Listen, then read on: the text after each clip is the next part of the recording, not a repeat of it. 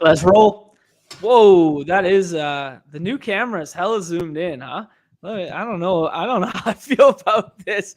Yo, Numi, get in here for a sec. We just got that's a little too aggressive. Yo, I don't know how I feel about the everyone new everyone camera. sees that. Yeah, we go from 10 viewers to like 3 immediately. They're like, oh, we'll wait for the intro to be done. Yeah, I don't know. I think the intro might have to not be a solo one anymore. I gotta get the other camera working again after the one exploded yesterday.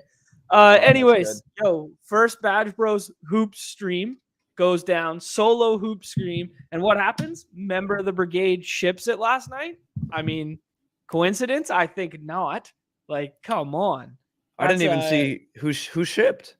uh My voice, by the way, I'm sorry if I crack. I told John right now. Yeah, I keep waking up with that terrible, like, you swallow and it's just painful, and now everything's yeah. starting to come else on. So yeah, I'm just gonna get sick again. It's terrible. Yeah, hey, thanks for the shout, Mike. We'll call that the Canadian close-up. Yeah, it wasn't the main contest. It was one of the other ones. It was Brendo, but he's got like all the E's in Full it court and all the press. Yeah. So Yes, sir. he shipped the full court press last night. Yeah. So big shouts there. It's like Brendo. Yeah, I right? just call it Brendo. Yeah. Yeah. One thing that I found interesting again was the winner just did not stray away from ADP, like, yet again. Like exactly what we a talked small about yesterday. A small bit. If they did it at the end with the Ayton at 27, and you know what I mean, like the 27 pick in the 5th, 6th tournament. But like that's just. But yeah. Just a fun thing. I went and looked up lineups, kind of like I looked at some sharp people. I had a sweat going for a little bit, but just wasn't to be with Laurie Markkinen. So, but yeah, it's interesting. But yeah, shout out Brendo if you make it in here, watch these pass or anything like that. Congrats. We know we battling out with him in the MLB streets quite a bit. So yeah. Blake Dez isn't in the building today. He's going back to visit his family in PA there, and then probably hanging out with Pitbull after that. I think Pitbull is coming to Pitbull flies to Nez. Nez does not fly to Pitbull. Yeah, it's an in-home concert. Yeah, that Pitbull's putting on for him and the fam. Oh, so good. Fun slate. I've been able to do a couple more main drafts now. I have not done much of the Thursday Sunday yet, but we have 3 of the same teams that were on the Thursday. 3 of the same teams that were on the Monday Thursday slate are also on the Thursday Sunday slate. So there's a lot to talk through. So there. So wow. Yeah. Okay. Yeah, you're right. That's interesting. Yeah, which is a extreme rarity because like the way slates would line up, you would rarely get that. So we did there, but kind of buried the lead here. Led off with cover boy Nick Chubb for the main slate there. I think we were doing a little bit of the write-up stuff together for Underdogs, the site stuff that we're going to contribute this week. And Nick Chubb seems to be a pretty polarizing conversation right now. He is the highest rising ADP on the slate. He is now a first-round pick. And it feels as if just like everyone's entire career or Nick Chubb's entire career, people are saying the same thing this week. It's either you love the play or you hate the play, and there's no in between. Yeah. I've been doing kind of like a little bit of a deep dive on it, and I'm getting more and more to the point of I hate it at the current ADP. Where are you coming out on that one, Numi? Yeah, it's tough because like the spot is so good. It's the leading, like it's the team that leads the league in missed tackles versus the guy that can make anyone just look like they're a peewee football player when it comes to tackling. Like, absolutely. So I mean, I totally get you never once said anything about the mat you just said at cost, and I'll have to agree with you. It's tough. Like, it's tough to look at that. I think if we just did a little macro step back, you can just tell by the fact that Jacobs has fallen, Tyreek has fallen a little bit, and Mahomes was at that 5 spot for a bit, and he's fallen. So yeah, he's overtaken the Mahomes, Tyreek, Jacobs, because he was in that like 8 range to start. Maybe I'm talking up. You probably have the data right here, but that's what I'm seeing is he's slowly moved up into there. And it's like, at what point does all of a sudden he flip Jefferson, like, and just keep crawling his way up into that top 4? Like, So he opened at the 10.9. We saw him going even lower than that when it was Wild West Monday night. He's now moving up 6.7 spots so far this week. Mm-hmm. And yes, he's right in that conversation with Jefferson. I just finished doing a draft and it went Kelsey, Adams, Nick Chubb, Jefferson, Eckler. Yep, I've seen Chubb go in that like just 2 range at some point. Like people were clamoring for it in the Discord like the night of and the morning after. Like it should be Nick Chubb 102, Nick Chubb 102, and that's what I'm starting to see from people. Yeah, so I have mixed feelings because at the current price and given where I think the depth of this slate resides, I think it's all at the running back position. And I think I can't really get there. All the builds that I've come out with that start with 2 running backs or start with first round running back, I hate more and more than all my other teams that I build. For whatever reason, that's just where I've been coming out there. And I think it has nothing to do with the player. It has nothing to do with, it might have a little bit to do with the situation. Because from a bro science standpoint, we touched on it Monday a little bit, where it's like, if you are the Cleveland Browns as an organization, you're getting Deshaun Watson, you've taken a stand versus the entire league to be like, hey, we're going to throw the personal shit aside. This is our quarterback of the future. We're supposed to look better with him than Jacoby Brissett. How do we make the world see that? And how do we make the Texans feel pain for having let us obtain him like this? Well, you just come out and hope he goes for 304, right? And that game plan does not involve Nick Chubb. Now, that's a pure guesswork ideology, right? Like that is, there's nothing tangible in that statement that I just made. There's no facts. There's no projection model. There's no nothing, right? It's just pure bro science football guy. I think if I were in the Browns situation, that's what I'd want to do. It's also an incredible matchup for Nick Chubb. I think if Jacoby Brissett was starting at quarterback this week, Nick Chubb 102, 103, something like that. So it's a totally different. It's like NBA basically when you're adding someone on the court that hasn't played with him before, but you know what he's done in the past. So it's like you can project it how you want. And as long as it's close, you know what I mean? Like in realm of like, you know, so if these smart people are going to project it differently probably, but like, they're all going to be like, you know what? We don't know quite what's going to happen. Like it really is a totally different week basically for the Browns. It's a brand new team. Like it's a brand new team. I think something that's interesting is I've gotten a sheet going basically of multiple projection sites in there, and I've shared that with you and Neds because for the article that we're writing, and I mean for just running backs, Nick Chubb is 1, 2, 3, 4, 5, 6, 7, 8, 9, 10, 11, 12, 13th overall in ceiling, and that's the same thing in that, and like. That's with 3 different sites that we trust very well in projections. You know what I mean? Like, so that's just something very interesting that the projection models, I think, are also maybe factoring in the Deshaun Watson play a little bit more. You know what I mean? That this isn't Jacoby Brissett like this, you know? So yeah. It's interesting because we're giving the projection models are giving Deshaun a lot of credit because I know what the models are doing, right? Like they're looking at like past Deshaun, they're looking at the matchup, they're looking at like, you know, what Deshaun can do. Nobody doubts Deshaun's ability as a football player. The fact of the matter is he has not played football in 2 years, you know? Yeah. And that's what the spreadsheet is missing right now. And that's where it becomes like, oh, maybe the Nick Chubb matchup in our minds is really good. I don't know. I think I agree with you, but I also think that it's just the Houston Texans. Like the matchup, they're playing the Houston Texans.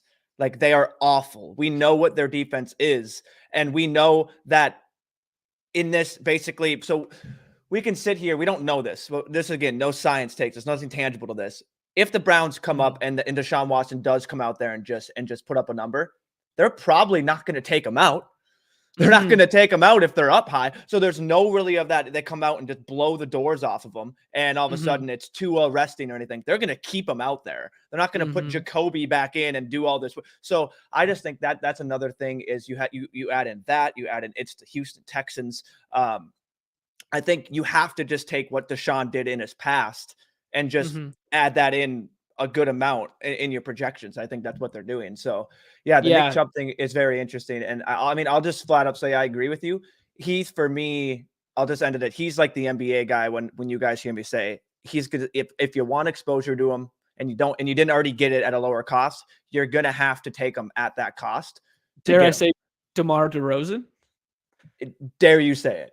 Dare you say it? But yeah, that's a great comp. It's just one of those guys. There's plenty of guys on each slate, how it works out. It can be that way for any other person. I think for both of us, we're in agreement that like we're maybe not full fading him because I think we already have some, but he's going to be a click where it's like I'm clicking him just to simply get a little more exposure to him type. So well, it's what I said the other day, and it's what I'm going to write in the article, and it's he can always break the slate. I'll never be overweight. It's going to be my fucking tagline for Nick Chubb going forward. And GA brings up a really good point in the chat that projection models always hate Nick Chubb. Like in a vacuum, that's 100% correct, especially on full point PPR sites, which of course Underdog is not, but just like a very interesting point there. Silas hasn't been here in a minute live. Glad he can make it. Love to see it. Thanks for being here. Hit that like and subscribe. Much appreciate that shout.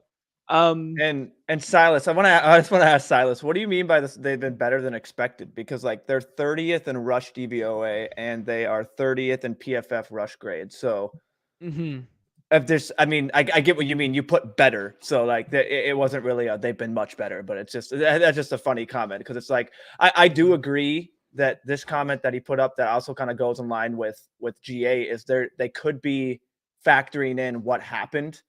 Basically what's recently happened with running backs against the Texans. But yeah, I don't know. It's just when you they could be 32. They could be 32 in DVOA. So maybe they've been a bit better. That's hilarious. That's true. That's true. So that's what he means by better. But yeah. No, it's fully a joke. Yeah. Yeah, exactly. So I know, but that's, I mean, it's an interesting point right out of the gate when you're faced with that end of the first round pick. And it's like, do you take Chubb?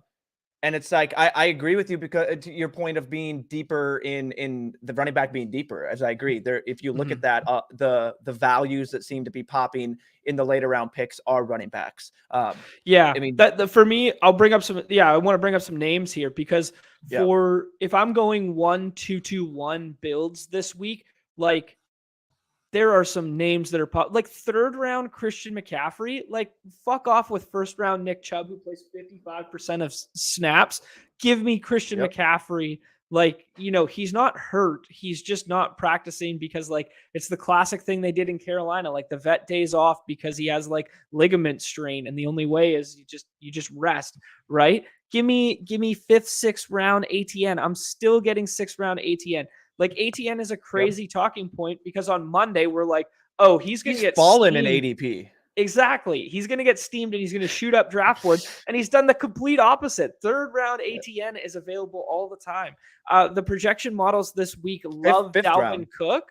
Love Dalvin Cook. And he's just sitting there for free, often going undrafted. Like there's just so much value at the running back position that I just cannot justify drafting Nick Chubb at the 5.5 over and over again when he only plays 55% of snaps and this is going to be a completely new offense, right? You know?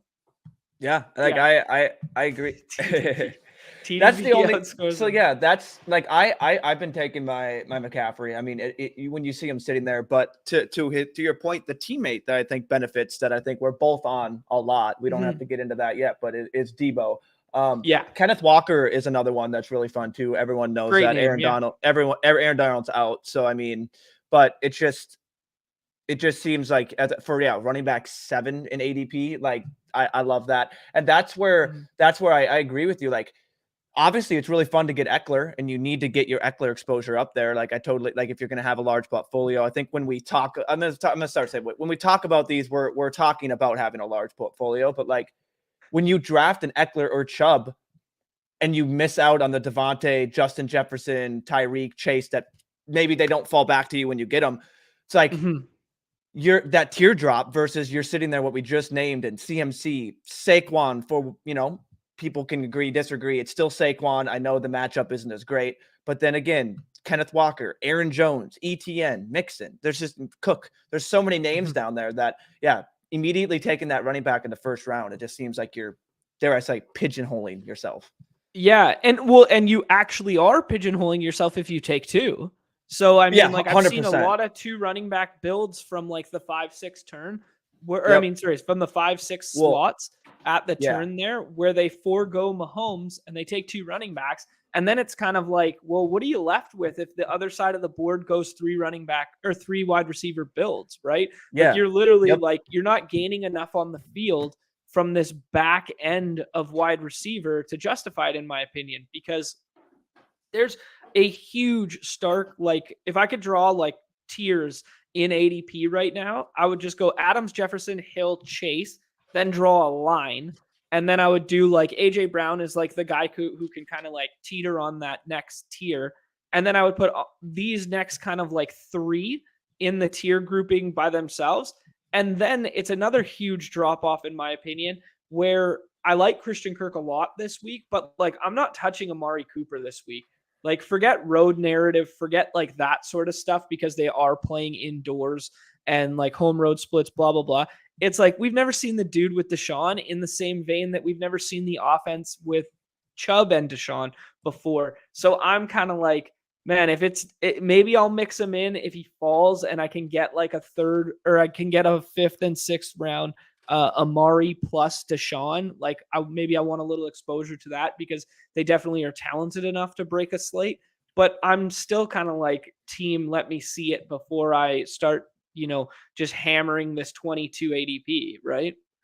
Yeah, I mean, I think it definitely, if you're going to be less on Chubb, it definitely doesn't hurt to have a few of these just in your back pocket, which I think you will. But yeah, I'll just say that. But yeah, I totally agree. I'm not really on Cooper that much.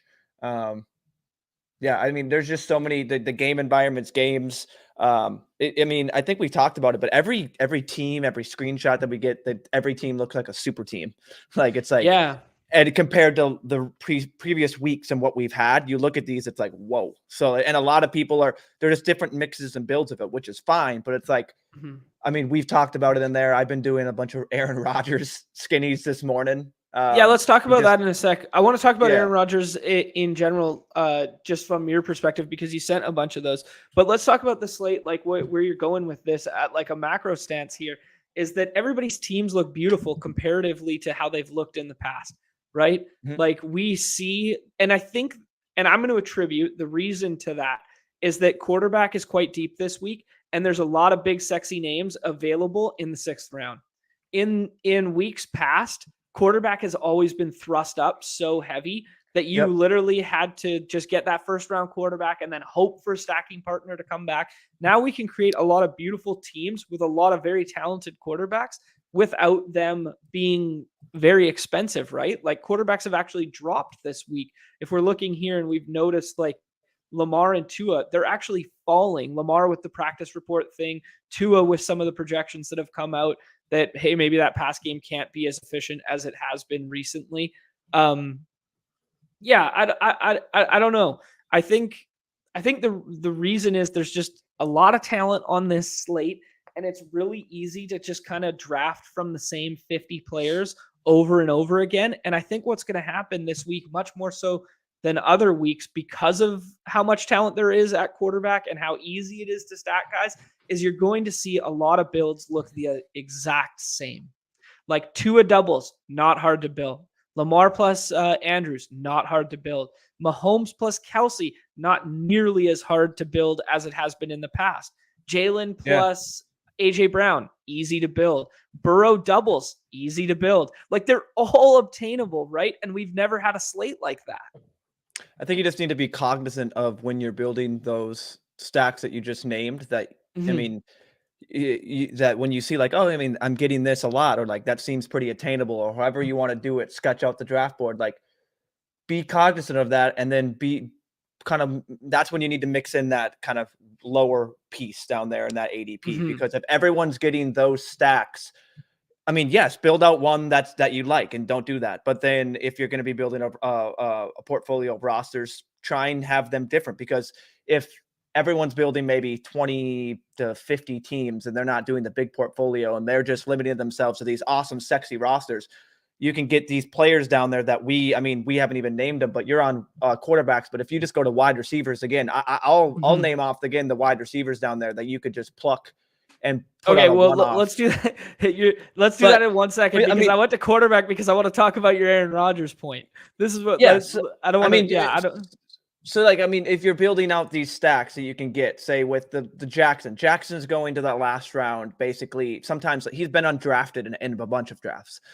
Tua's been undrafted in some drafts that then Jackson's not, vice versa. The guys below there are people that we've been thrusting up as options that we have to click because of how slim it's been in quarterback. So like if you get in these past weeks, if you get these stacks, like Geno is basically way down there. That's a fun one, is just get some DK Metcalf, Geno skinnies with Lockett. Like, look at why is he way down there, and we've know what he can do. Like we've seen what he can do. So it's just, if you're building out these stacks that are very common, that you see screenshots in our chat. Don't be afraid to toss in these kind of one-off players, or make it, or maybe don't get that bring back. Maybe no one on maybe the game is so, think of things like that. The game is so spread out, they don't make it. You don't need a bring back on that. That could eliminate half the teams that built like that, maybe more, because they're trying to get a bring back, which, you know what I mean? So then just things like that in your roster. Be very cognizant of each pick, especially now that we're building these teams that are so common in terms of like the stacks and their stack partners, and how attainable they are. I think that's a really good point, is because they're so obtainable, we're going to see so many more of them, which makes everybody's build similar, which means this is a big week for Team Scroll the F Down. Like, that's where I was kind of going with that. And the way in which you've scrolled the F down is the Aaron Rodgers stacks. And the way in which I've been scrolling the F down is what Mike brings up in the chat here, is Geno Smith versus no Aaron Donald I've got defense. A good amount of Geno too. I like that. Okay. Yeah. And it's just kind of like, we're seeing premium talent pass catchers that are free in the late rounds in both of those offenses. And I imagine that's why you're gravitating to Aaron Rodgers. We've seen we saw Mike White destroy the Bears in the air last week. Now we get Aaron Rodgers, despite the thumb, despite the ribs, despite whatever. It might be the first time we get Romeo Doubs and Christian Watson on the field together ever. Yeah. So, I mean, that could be a lot of fun. Big upside there. And then Aaron Jones is obviously always in play. Just as probably his most targeted wide receiver in a game script. Mark has got us cognitive to the fact that the Green Bay and Aaron Jones in particular are very game script dependent, and they do need to be pushed. So I'm not sure the Bears without Fields would offer enough in way of pushing, but hopefully if they get Fields on the other side, then they get pushed. Then, we could see a sneaky shootout there. Yeah, my thought is Rodgers doesn't need anyone to push him. He'll just go out there and say F you, and he is the Bears owner. Especially against the Bears. Yeah, he owns them. So, I mean, it's just, 15th quarterback on the slate. It's definitely in the realm of possibilities. I warmed up to it. The Geno play, I love it too. So I just looked. I have the same amount of Geno. I'll have to check because I think, no, it's $10. Yeah, so I have the same amount of Geno and Aaron Rodgers. I actually might have more Geno in BR because I've taken Rodgers a couple times on the goal line. But like I immediately see the Geno, and I've done Geno, Lockett, and Metcalf. I love doing that. I'll throw out, it's gross. I know quarterback is deep, but again, we have talked about it. JM has talked about it, that Kenny Pickett's going to win someone something. And who's to say it can't be against the Atlanta Falcons? So I like some Kenny Pickett, Pat Freiermuth, little skinnies like that. That's fun. I like that. Freiermuth going almost every draft, given the fact that mix them with tight end so thin. but nobody's drafting Kenny Pickett. Exactly. I like that one a little bit. I like that shout because my favorite scroll left down, nobody's drafting him right now, is Jaylen Warren. Jaylen Warren for me is like, why can't he just be Najee light, or why can't he maybe be slightly better Najee, right? And we've seen an absurd Najee workload the last 2 weeks without Jaylen Warren. Now we might have the inverse scenario of Jaylen Warren without Najee. Maybe they downgrade. Why am I blanking on his name? McFarland. If Warren's ready to go, downgrade McFarland. Just go with 2 running backs with Snell and Warren, and Warren ends up with 22 touches as a guy who's completely undrafted because running back's so deep and he's a non-sexy name. I agree. Right? That's on our sheet. Basically, that's in line with my favorite undrafted. As I love just taking some on 2 running back builds. I've even done a 1 singular with Isaiah Pacheco. I just think that's an interesting. And Pacheco's straight leverage off of that game environment and so all the guys getting drafted. Yeah, that's a great one. I like that. So same like type of thing. So this is a fascinating point. So we haven't got to running back yet.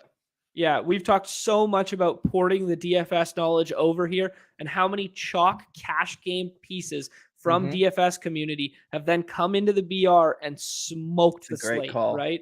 Like the Tony Pollard one. Tony Pollard, that 1 week where he was like ADP 28, 29, 30 all week, and he was a cash game lock from my cash shell built on Monday, and it's like, well, why isn't the BR community on this? David Montgomery pushing that direction this week too. Yeah, maybe not. Hayden clearly. Just tweeted out a nice model too to back you up. Okay. I don't know if you can pull that up, but he literally just tweeted it, and he literally tweeted like it's another David Montgomery week, which is just Nez put on us like as soon on Tuesday night when the projections came, like it's a David Montgomery week for projections, and I was like, I had a feeling against this Packers D, you know what I mean? Like Packers 25th PFF rush D. I don't see it. 25th PFF rush D and 32nd in rush DVOA. So yeah, it's a David. Yep. Okay, so we're looking at the eruption spot potential right there. Yep, and there's your Jaylen Warren. And where's my Jaylen Warren? Sorry, Steelers, right below it. Oh yeah, right there. Yeah. Very interesting, very cool. Actually, Hayden posted his rankings and stuff like that. I haven't gone through them yet just because we've been doing other stuff and getting ready for, show and article and that sort of stuff. So dive into Hayden's rankings. They'll be up on the Underdog Network site right now, but it looks like we're kind of in lockstep with those 2 plays for sure. And he's got the Browns there too. No, he's got the Browns right up there too. So I mean, like nobody's discrediting the fact that Nick Chubb could break the slate this week. I'm just saying from a cost adjusted metric standpoint and where the value of this slate is, I will probably be slightly underweight the field and completely open to the fact that he could just bury my ass. Like absolutely could bury my ass, but it's just, it's a game theory stance. It has nothing to do with the player, the talent, the spot. It's just a pure game theory 100%. From BR standpoint. So if you go back to that chart just real quick. I just closed it. Up on the top left, there was a team that if you were to go to the chart that I sent you, or my sheet, and you search and you take out quarterback and you go ceiling difference, Dameon Pierce pops. Great one. And I totally get the usage there you go. Chip and what they've all had. Chat too. Yeah. So exactly top, like he's popping there. That's another name who is just totally going overlooked. And like, I don't know. That's just an interesting name too. That I just want to point out there. And he's a very easy bring back too, because 100%. He's free in the 6th round, and you can create a little Cooper Dameon Pierce mini, like with like the 5-6 if Cooper falls a little bit, or if you get that Chubb early, and then you kind of go like hero RB build in to port the best ball theory over, to go with the hero RB of Chubb in the 1st, slam 2 wide receivers and quarterback with your next 3 picks and tight end or whatever, and then you get Dameon Pierce in the last round. So, Yes, yeah, sir. I do think you could create a lot of really fun builds with Dameon Pierce as a run back, or maybe even in a 1-1-3-1 Or with just like take. your last 2 picks being Njoku and Pierce. I don't even think you need to run it back. I'm just gonna straightly say, Sure, like, yeah. some of these plays, I'm gonna stop worrying about getting a run back, and I'm just gonna get that and add in like the Mhm. Dameon Pierce, the David Montgomery, and like it's not like I will get a run back because I think Njoku didn't practice again today. Not that it Yeah, really check that matters. one. It's Thursday. Njoku not practicing for second straight day knee, so Okay. something to keep That's an good to eye know. on. Yeah, well, Yes, it's very good to good. note because, I mean, he's tight end 4 right now. That's a Oh, good he's tight point. end Yeah. 6. My bad. But he's So been yeah, on the and move. He's on the he's move got the up. he's got the Q tag. So yeah, I mean that's something to know. Mhm. But yeah, no, it's just really interesting. Just don't. ADP is an artificial construct created by no one, no smarter than us. Don't scroll the F down. Just it Yeah. doesn't have to be with each pick. It doesn't have to be in just a totally random way. It can be a thought out. You can Mhm. take your first 2 picks and then that gets the ball rolling and then you know what your last 2 picks are going to be so you can initiate a bit. You know what I mean? Like if you're stuck with, whoa, I was going to do this, but now I'm taking 3 people that are past 30 ADP, who cares? Who cares? Right. Like especially Yeah. if one of them's a quarterback or any tight end or anything like that, they're most likely going to have a 30 ADP or above because Mhm. we have 4 that yeah, so it's just get, especially this week. Like I feel like people are like, this is going to be, I have a feeling this is going to be a GPP bro and just one guy's going to hit. And then also Mhm. just do that porting of the DFS. I really think that's going to be helpful. It's like, just if people are playing it like that David Montgomery and that Tony Pollard, if people are playing it and it's going to be chalk and DFS, we granted it's for the salary, but they're still popping, Sure. but they're just Yeah. not owned over here. Like they're worth being owned. And maybe that's worth getting Mhm. over the field on. Maybe those are stands that you can let, and then it's great leverage plays to get over the field on. So yeah, I Yeah. just think I like it's a that really shout a interesting lot. week for this. There's also some really interesting leverage plays at running back. And like this conversation we're having right now is way more why I'm kind of off Nick Chubb than Nick Chubb as a player, right? Because we're having this conversation of like we would have been jumping up and down to Yeah. take Damon Pierce in the 3rd round 3 weeks ago. Miles Sanders in the 3rd round 3 weeks ago. Jeff Wilson was a second, like a 1-2 turn pick last week, right? Like granted, I will Yeah. pump the brakes a little bit on him knowing that Raheem Mostert is coming back and Jeff Yeah. Wilson's primarily just a leverage piece for me right now, but just very noteworthy names down here that it's like you get crazy leverage off of 2 good at game environments or 2 good offenses rather with like Sanders and Well, Wilson down here. Sanders for me is someone that I don't think just matchup going. Like, I mean, Titans have the 3rd Mhm. highest run defense per PFF and own the number Sure, 1 yeah. rush DVOA. I think if they're gonna get there on the ground, it's gonna be through Jalen Hurts and scrambling or just Okay. designed QB runs. But Entirely again, fair. Yeah. that's where it's like I agree with Montgomery, Pacheco, Pierce, Sanders. I'll have to that's my stat thing. But Yep. Wilson is a good call. I was not as up to date. I took Wilson a little bit on the early drafts I was doing. Haven't been Mhm. as late, and I have like notes of who I need to start working back in and who I'm like that. So I'll have to make sure that I'm not totally going overboard if Mostert's coming back. But I think Yeah, even with Mostert's got the Mostert coming, probable tag right now. even with that, they seem to just ride that hand, and they both have the revenge narrative. It's weird, like you know what I mean. Coming back to against that again, I say that as just jokes half the time, but yeah, Yeah. yeah, there's a lot of names down there. I mean, DeAndre Swift, another This interesting is name, RB20. Like, this is the name that I'm going to be most likely overweight in okay, DFS this week. I yeah, I don't like know if that it's show. going to translate. I don't know if it's going to translate to this, but we were scared about the Justin Jackson usage. He What's worked his over him salary? last. You I said can't DFS, remember. right? Okay, Yeah, because I'm I like, can't he's got remember to be offhand. buried, right? Has he flipped Jamal? No. Okay, I have no idea. I only played Phantom, so I'm wondering if all of a sudden it's just some crazy thing where it's like Jamal and him are like I basically mirroring will. price. No, I was just running stuff. They're pretty close though. They're like, the reason I thought it was leverage is because one was 55 and one was 62 or something like that. Yeah, that makes sense. Jamal's 6 and DeAndre's 56.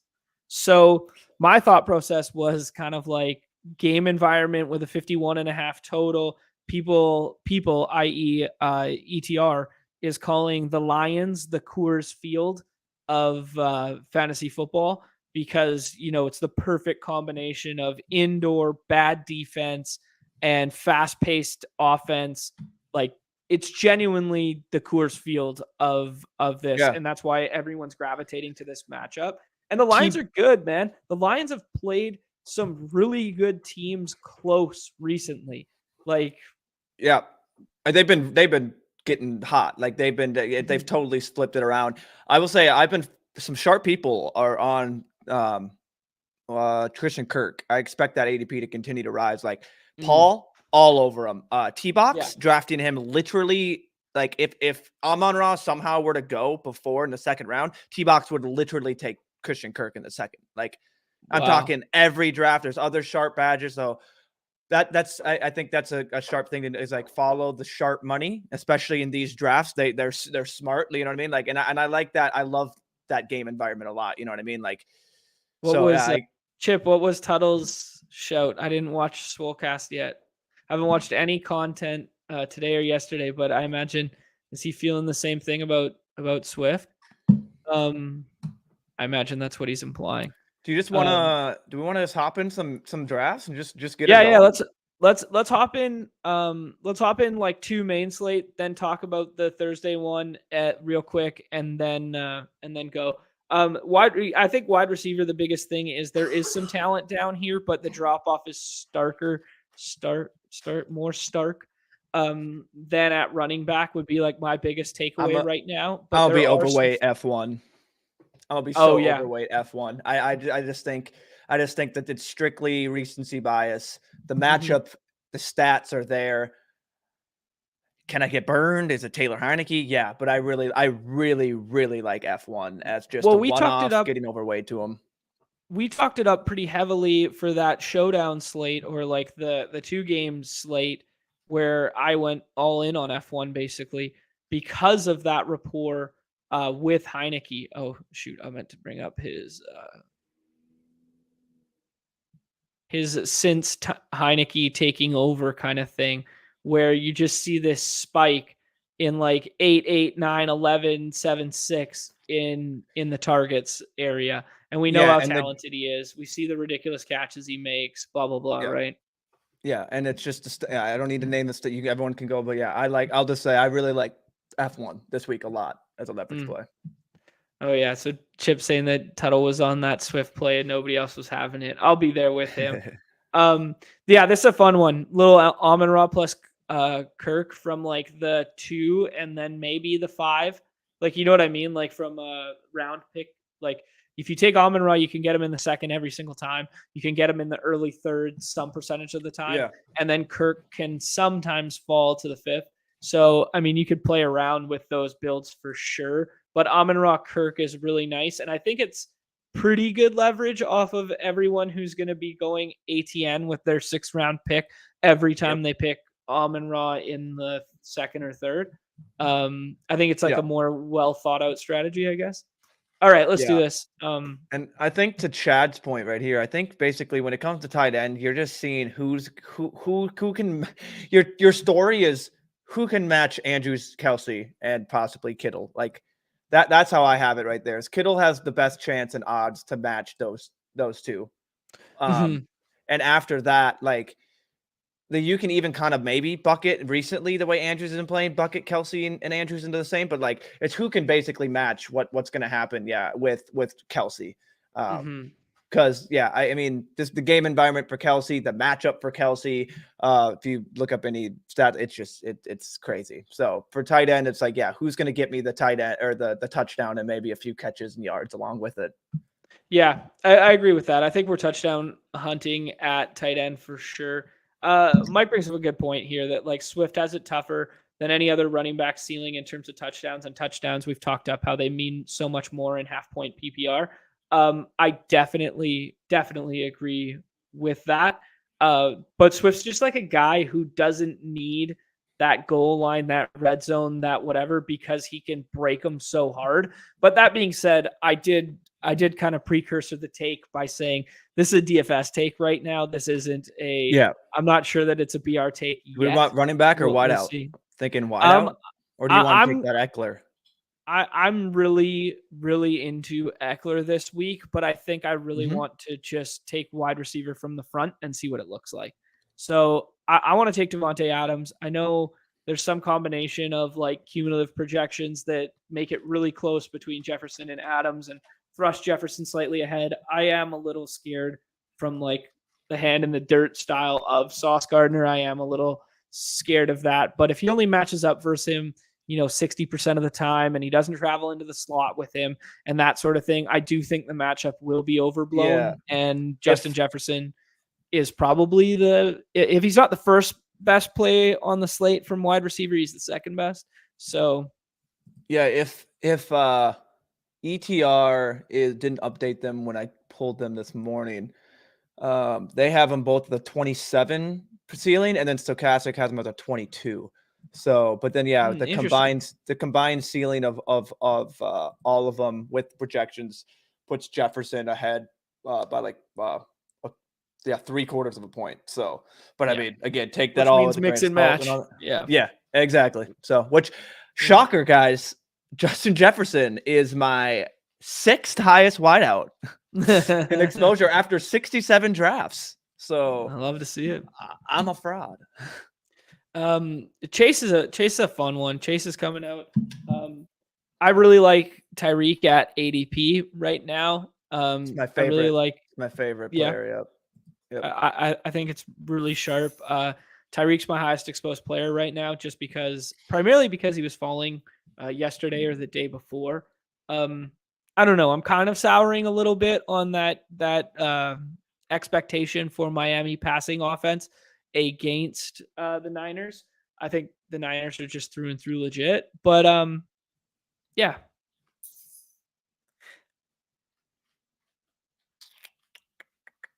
We got an interesting decision here. Jacobs kind of been going. Jacobs, for what it's worth, is ETR's number 1 running back, or he was yesterday. I don't know if they've updated yet. I've been catching the I don't know if this is the right phrase, basically like catching the falling knife basically on him. When Nez put out that resistance band and then I sent a picture where he came back around and I had Eckler and I picked him again in the 3rd round. Like I've been getting a few 3rd round Jacobs. It's what you want to do here. I know you're probably looking at Amon-Ra. My highest exposed player is AJ Brown. Okay. But, I'm fine with Amon-Ra. I do like at this turn to take AJ Brown and just assume because we took. I think he's going to go Amon-Ra Kirk, but that's just me. Yeah. Well, okay. Hurt. So my theory just got my theory just got blown out the water because I was like, that's fine. If I take AJ Brown here, he won't take Hurts is kind of like what I was going for there. So, do you soak up or do you just eat this Andrews or do you go lower? What do you normally do? Third round Andrews, I take him damn near every time. Yep, same here. It's kind of like it's been taken to get different and get the little different texture. That's the only reason. Otherwise, yeah, he's my 3rd highest exposed player. So I'll find a little chart here that I want to bring up and share that I was looking at yesterday. I think it was an ETR chart or a Leone chart. I saved it somewhere for. Yeah. So I got in a couple of bombs pretty early because I didn't know if ADP was going to change or not. And I got a Tua double. Wow. Yep. I got a Tua double with the Kittle bring back and then Jamar Chase in there as well. And it's just like, I don't know. I look at that and I'm just like, yeah, that one should just win immediately. Yeah. That's incredible. Yeah. Because I was like trying to look up, like I have like written like my Tua doubles, and then something I was actually looking up was like, so I keep thinking, I'm like, oh, I have a lot of Derrick Henry. Shocker that like I think it was wrote it right here. Derrick Henry is actually one of the highest fallers at running back this week. I think he's the second or 3rd highest faller, and I think it's because other guys are getting thrust up, not because he's a bad play. Yeah, that's exactly what I agree with. That is that's how it's been working, and I've been getting them in like the 16, 17, And I looked, and like 80% of my Derrick Henry teams are with 2 running backs because of that. Because I've started, and all of a sudden he's still there, and I'm like, ugh. Okay, so like, yeah, something to be cognizant of. If you're doing these combat, like, I know Nez sent something where he had all of his Kelsey Mahomes was with ETN and Walker. All of those 3 teams are literally tied to ETN and Walker. So be a little cognizant of your combinatorial ownership if you have the ability to do that. So this is a chart I wanted to bring up, just showing the stark disparity of tight end, where it's literally just like men versus boys. Like it's literally Kelsey. That's why he's the 101 for like the weighted over replacement right there. Yep. Then it's Mark Andrews. Then it's anybody else who can spike on a given week, right? With a slight lean to Hawkinson and Kittle on this given slate. Njoku if he practices, blah, blah, blah. This is kind of an interesting spot. We could put your money where your mouth is and get to Swift if you don't want to do that, because I know you're talking about DFS, so we don't have to do that. Let's do it. Let's do it. Okay, let's take Christian Kirk here. Let's plan for 6th round Swift over Jamal, because I think Jamal's going to be incredibly low owned. Like Jamal's going to be very low owned, and Swift is going to be whatever, like 6 deviations lower than that, right? Yeah. The problem with this build is we don't really have a natural pairing other than taking Lamar plus Andrews, and Lamar plus Andrews is going to be like quite highly paired together. But I mean, if one you're doing it off, with Swift, the other one needs to go. So off. I mean, how many think now once you get that? Who's crazy enough? Who's crazy enough? I mean, that's what I'm saying. Like you just. We're not in the realm of predicting. We're not in the realm of basically trying to predict that. Like we're not in the realm of like trying to assume these players are going to do good and like pick who's going to do good and the scores and all that. Like we're just trying to build these lineups. And like once you get to that Lamar Andrews, just think like, okay, what can I do to make that? Like, well, how many Lamar Andrews Swift are there going to be? And if you tell yourself not that many, and then you add in the other people around, then the other people also have to have those 3 other roster spots. So yeah, I think that's something it's perfect to do with what you said. This might be one of the more chalkier, and this is only with ours too. So yeah, so in 140 drafts that we've collectively done and shared, Lamar plus Andrews is down near 40%. So I mean, we've talked with Mark recently how Lamar isn't the Lamar that we thought he was in like week 3 and 4 and whatever, where he's going 300 plus 100 and just breaking slates by himself. He needs to bring someone along, and just in theory, Mark Andrews is the best bet in that regard. Deshaun Jackson has a higher ADP than Devin Duvernay. Deshaun Jackson has an ADP and Devin Duvernay doesn't. Interesting. So that's interesting. Yeah, that's interesting. Yeah. I mean, I totally get the Broncos and the Surtain narrative, but like that's just crazy leverage. This Dalvin Cook ADP is going to rise, but this is what I'm speaking to in terms of like we've talked at length, and I'll keep beating this drum that like, yeah, there's definitely some pop the slate wide receiver talent available back here. Debo usually goes a little bit earlier than this, I would like to think. And there's definitely some pop the slate talent right there, but this slate is so deep that the same names should not be getting drafted over and over again. And that's exactly what's happening.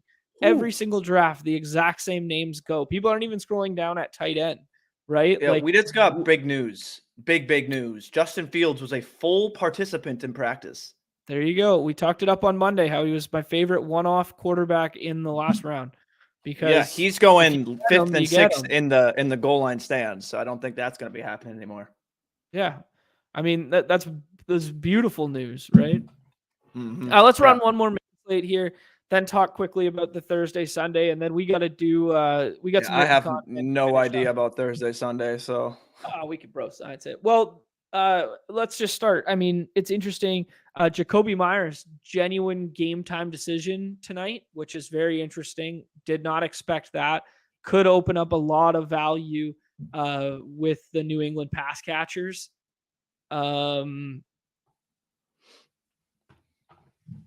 Yeah, I mean, Ramondre, let's go. I'm trying to. I'm looking up that. Brett Boy asking about Puck last night. Old John Boy had I had the game on my stick twice. I had a breakaway in the third period, didn't bury, and then we gave up a goal with 7 seconds left. Then played overtime, 3-on-3 overtime. I had another chance in overtime, couldn't get it, and then we went to shootout, and Old John Boy couldn't score in the shootout either, and we lost 4-3. So thanks for bringing that one up, Brett. No. Silas saying Jacoby's playing and that his article will drop on Spike Week, or it dropped a bit earlier. Okay, cool.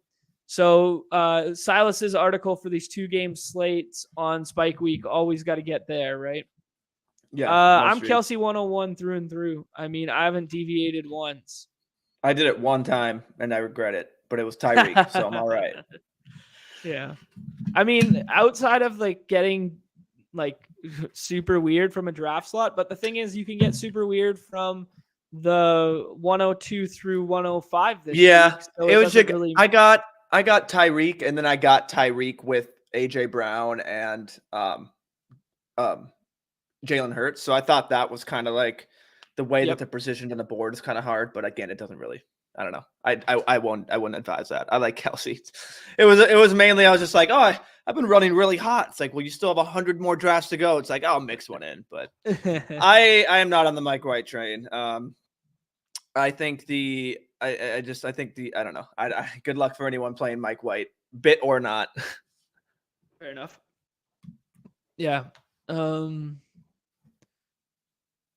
Brandon earned his red badge. He's officially a badge bro. Is that guy shipped? Did he change his color? Okay, so that's Paul, right? That's Paul right here in front of us. Yep, Paul's right. Okay. Did Paul earn his badge too? Paul had a black one before too. Double badge earners. Oh, did he? Yeah, I think so. Well, this is where we scoop up Jacobs because that's fun. Yeah, getting ETR's 4th overall pick and highest ranked running back. I guess we're kind of concerned about him playing, but like I'm not concerned at all about his practice reports. I imagine if he played last week, he's playing this week. And there's a lot of very nice running back names staring us in the face right here. We could run naked Hurts and then maybe backstack with Smith. I love Hurts here, but I mean we could do Higgins with Kelsey if we wanted to, but that's probably common. I mean, I like Hurts. You named it right away, so you pick. Okay, let's do Hurts then. I like Hurts with Devonta Smith. I think our boy Nez tweeted out that nice little Nez nug of basically AJ Brown. And I granted, and then Mark tweeted it was the revenge narrative, but their stats. What are you talking about? Explain it like I'm 5. I haven't seen it. Yeah, their stats. AJ Brown and Devonta Smith's stats since week 3 are like identical. Wow. Like in everything and like all these advanced stats. He tweeted it, and then obviously the revenge narrative for AJ Brown. But yeah, they're Nez tweeted out. It's pretty interesting, and he sent it to us too. So in the chats. Mm-hmm. Okay, that's pretty cool. I would not have guessed that.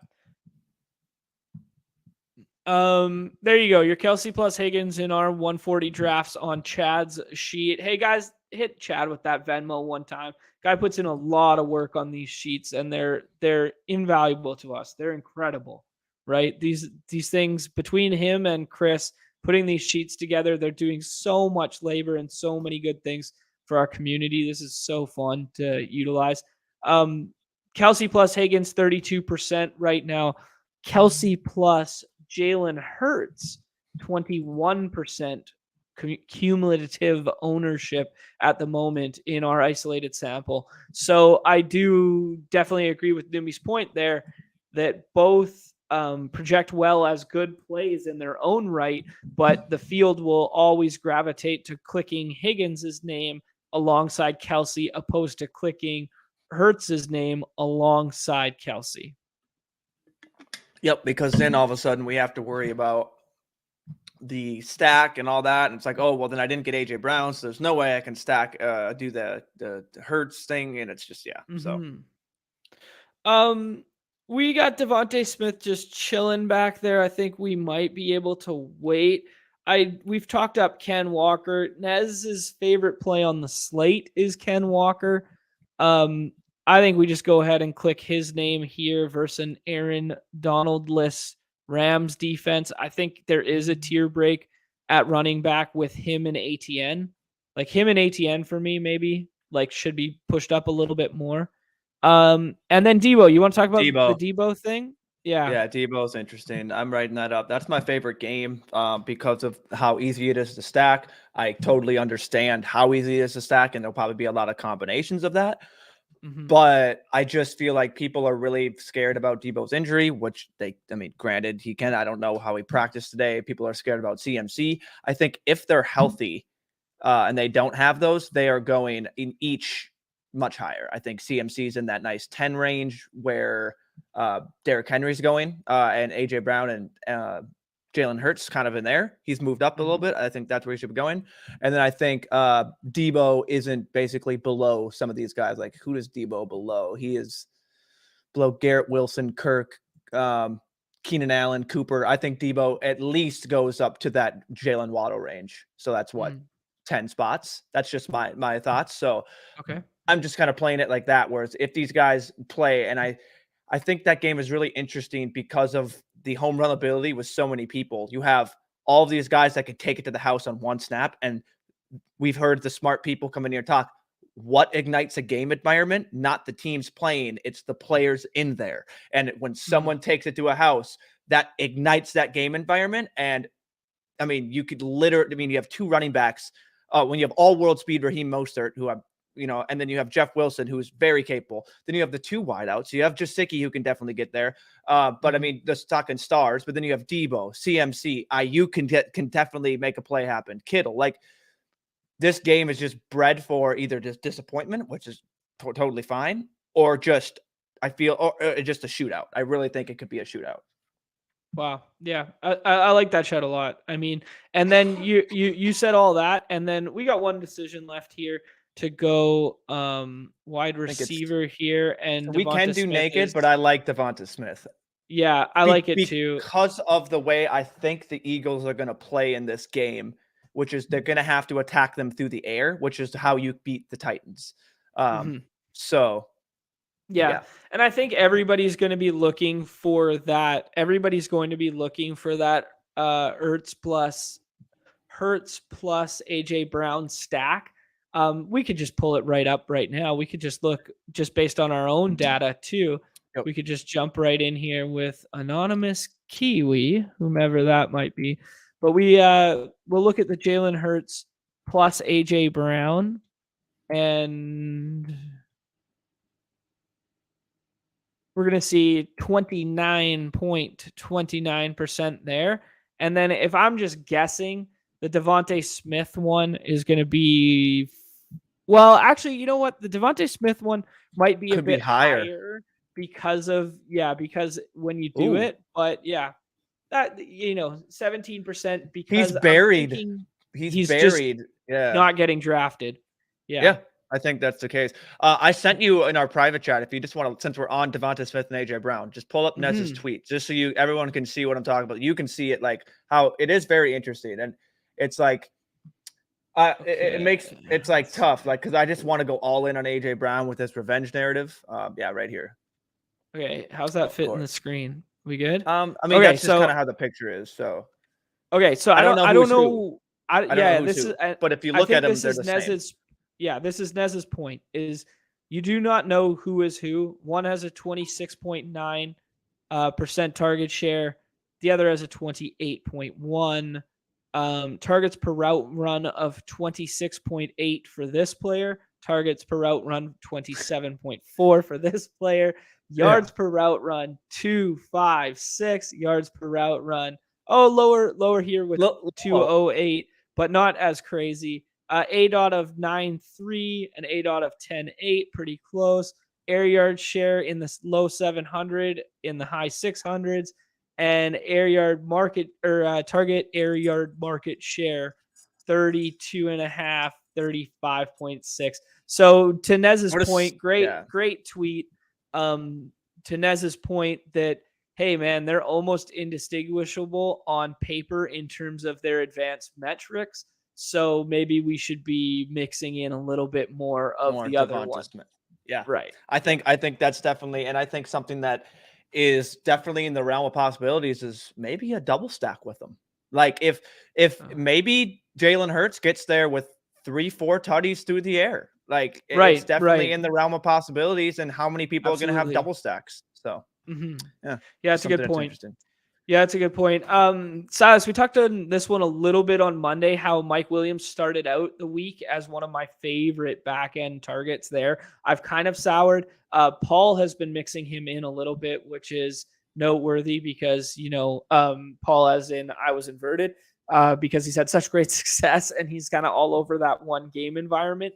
So I do think he's worth mixing in. He's a free square right now, and he's a free swap later in the week. So Mike Will looks nice to me right now. Yeah. And then we saw Fields. We saw Fields just go in that last draft there. Brandon took Fields in the 6th round there. 6th round, Justin Fields looks mighty nice right now, especially Najee did not practice. Jaylen Warren. Yeah, and then a little bit of Jaylen Warren news there too. Jaylen Warren might be a little deep, but I think he's definitely a name to be mixing in, right? I mean, he's on that name. I mean, when I think he's in the names of our chart. I think if you just looked at who we had in there with that, it was Jaylen Warren, Montgomery, Pacheco. So it was basically largely undrafted players was the shout for that one. So yeah. I think I'm gonna change mine up now before I go before we publish that. I got some ideas flowing. Yeah, we gotta get rolling on that, huh? We'll touch this real quick here. Ramondre, we got the no Damian Harris news. We talked about it on Monday when we were drafting, we talked about it on Thursday last week when drafting the Monday. I guess. No, we talked about it on Monday when drafting the Monday-Thursday slate that Damian Harris was on crutches. There was no way he was going to play. We officially got that news now. And Ramondre Stevenson has now become the 101 in terms of their projection right here over Jonathan Taylor. This is a deep running back slate comparative to ones we've seen in the past.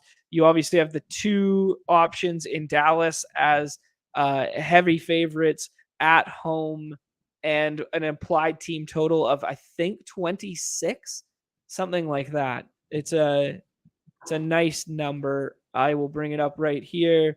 Implied team total of 27.25. So you're dealing with what could be kind of a tight Bills-Patriots matchup with the 23.5 on one side, the 20 on the other side, and then you're dealing with a matchup where the Cowboys look like they could blow the doors off the Colts. And if Kenny Pickett can pass on the Colts, I damn near think that Dak Prescott will be able to as well. So some fun stacks available with that. It's clearly in my mind a 2-headed monster between these two, and you got to be cognizant of when you're drafting when you can box somebody out of the other quarterback, because I do think there's a big divide here.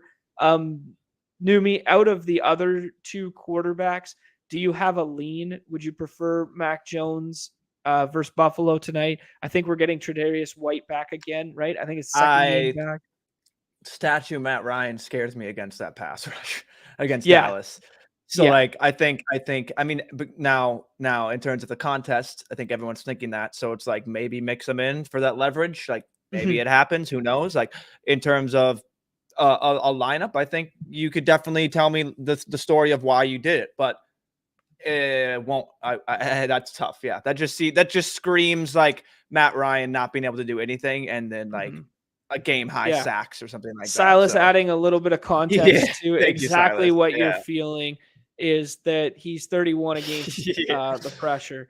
And he just can't move, and he can't do anything. He just, oh man, it's sad. And he fumbles a shit ton too.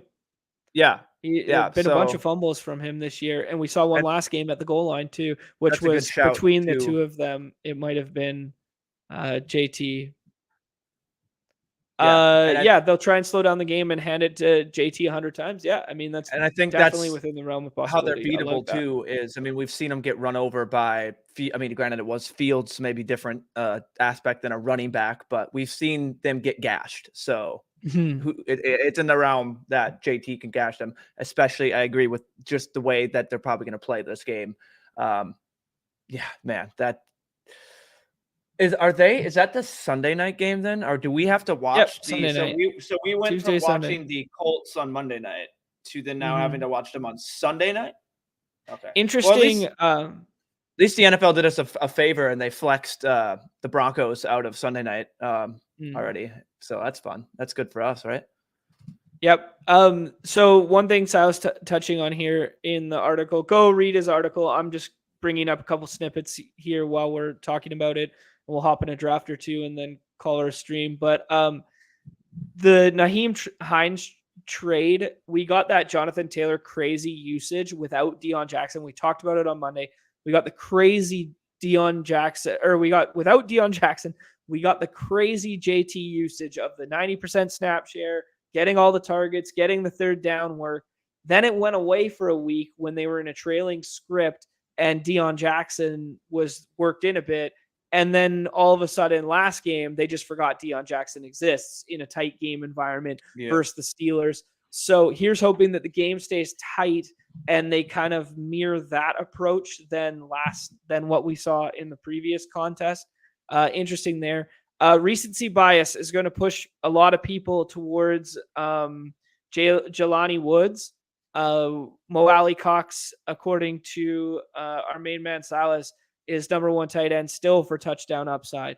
So if you're looking for that one-off touchdown that we talk so much about, like separating at the slate at the tight end position, definitely a merit in that. And then Devontae Parker, this is an extra good shout, especially if Jacoby Myers is limited in any regard by the shoulder.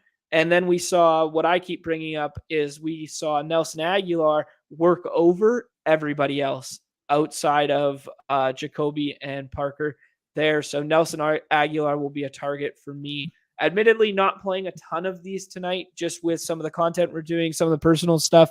Haven't been able to get to it at great lengths yet. I'll probably end up doing at least 10 of them, but then I still have, I think, 70 entries live from the previous contest, the previous one. So I have some that I'm just gonna let ride. I don't know if I'm going to be drafting too much of this. I have to see if they did golf yesterday. So it was a very interesting tournament. Did they put a new one up? Yeah, the golf tournament was interesting because there was only 23 golfers. So like there's only, it was super just. But there was only 20 in the player pool. There's 23 golfers, but there were only 20 in the player pool. I thought all of them were in the player pool. Oh, okay.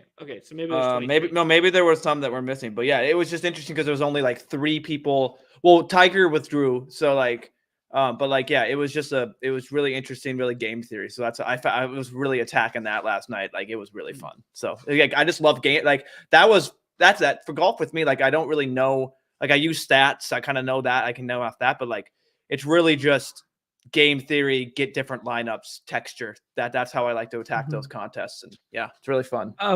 Here's a name that Silas brought up in the chat that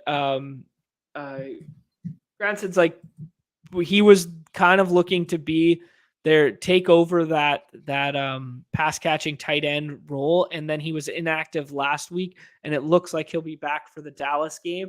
So recency bias is going to thrust Woods above all these guys. So as a point of leverage, we might be able to go there.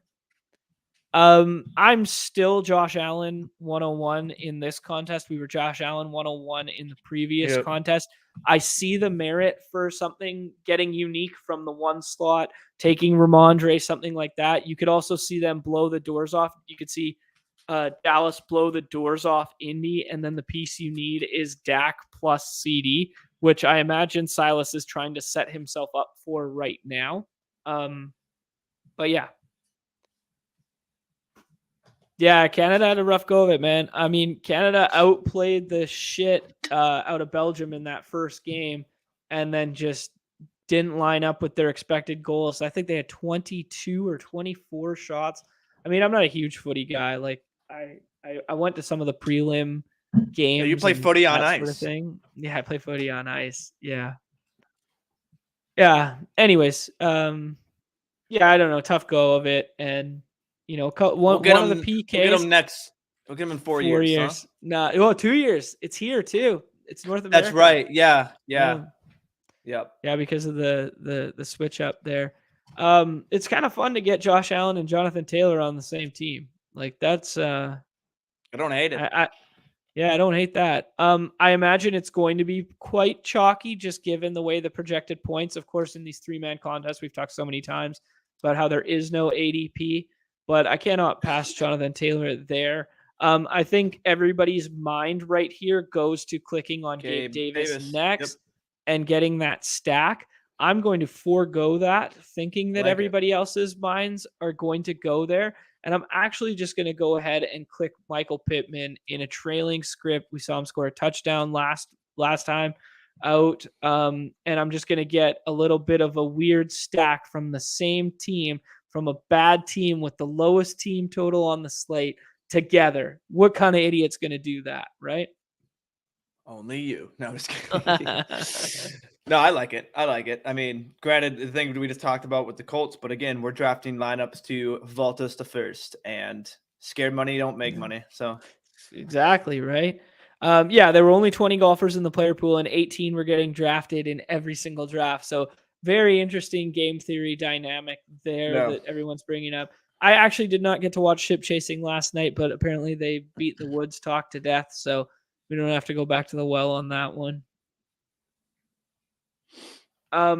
This is going to be an interesting little team to build out here because Gabe Davis does not come back to us. Jacoby Myers goes there. Who do you like, Numi? Do you like, we could stack up a little bit of Singletary, or we could go in the direction of Knox and this, and then hope that maybe Isaiah McKenzie comes back and it turns into an Allen double. Yeah, I like that. Either that. Yeah, so I was going to say Knox and Gallup or Knox and Zeke. So I'll say from a film bro standpoint, watching that Thursday night game with Zeke looked good again. I don't know what it was. I don't know what it was. Maybe it was the Thanksgiving booze flowing. Maybe it was, who knows? It was just, he looked good. I was like, he broke off the longest run of any running back on Thanksgiving. He was basically had to have it to win any Thanksgiving contest with the 96 yards and the score. What's to say Zeke doesn't get in the end zone 3 times tonight, right? Or rather on Sunday night. You know, they're heavy favorites.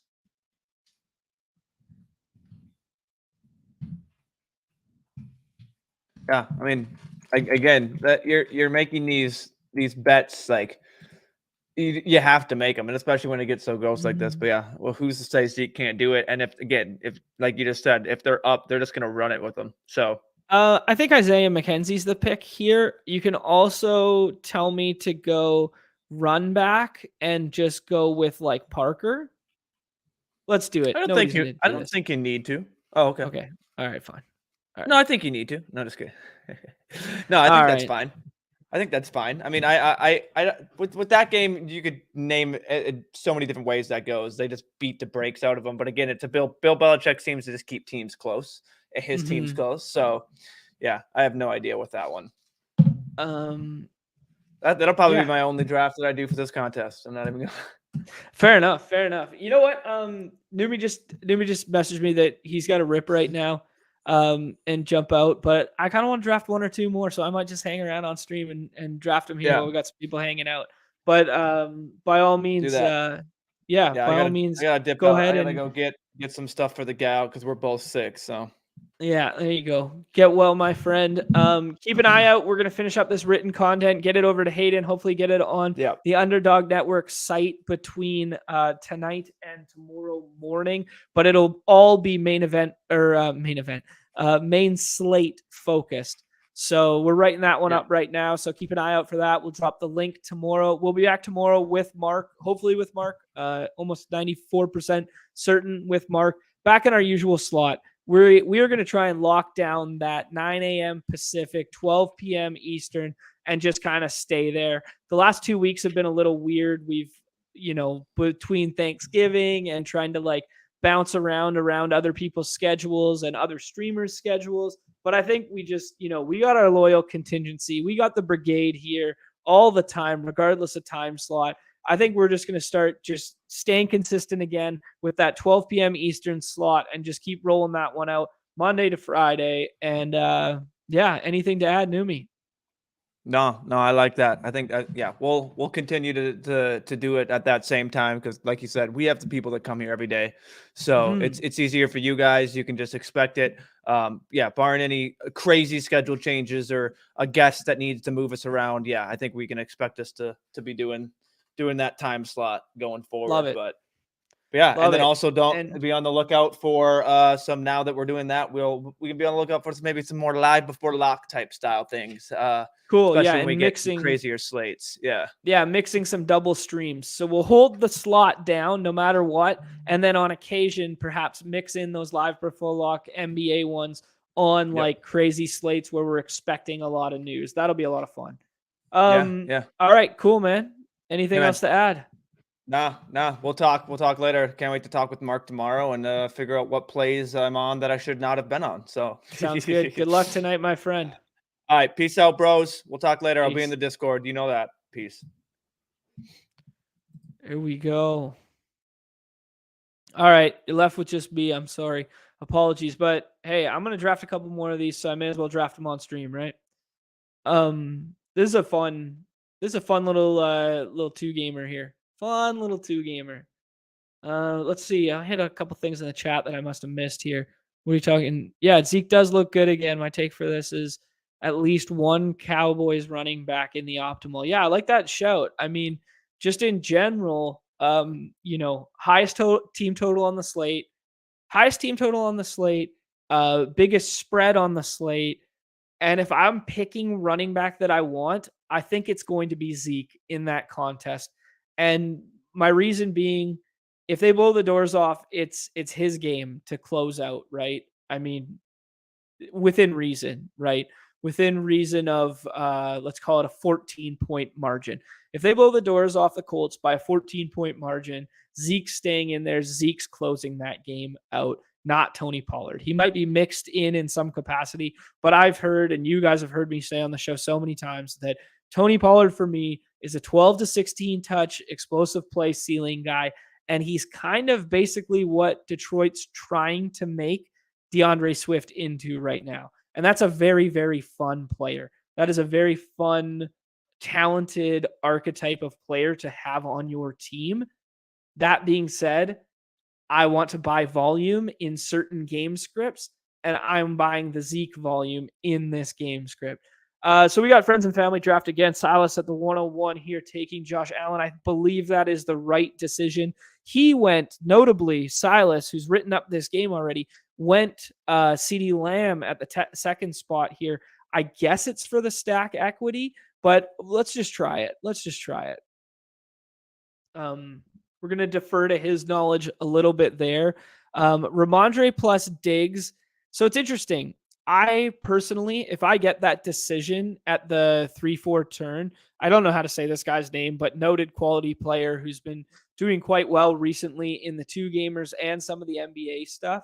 I have noted recently that if I, not noted recently, he's a noted player recently, but if I do get this decision there, I think I do kind of prefer going in that. Man, these drafts happen. They come at you fast. We're stuck with Mac Jones and or Matt Ryan now. I think getting ahead of this Tony Pollard might be a fun spot here because wide receiver, there's a lot of fun names that we can backstack with that. We could also do the Schultz thing because it is a tier break at tight end just in terms of volume and clear rapport. But either way, we're going to have two Dallas pieces. or minimum 2 Dallas pieces in this lineup. Pairing Gabe Davis here feels fine. It feels like it's going to be considerably less owned.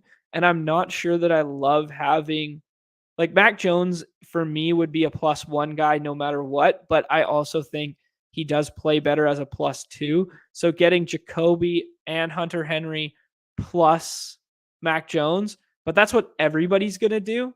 So let's just go ahead and take Gabe Davis on the other side of the ball.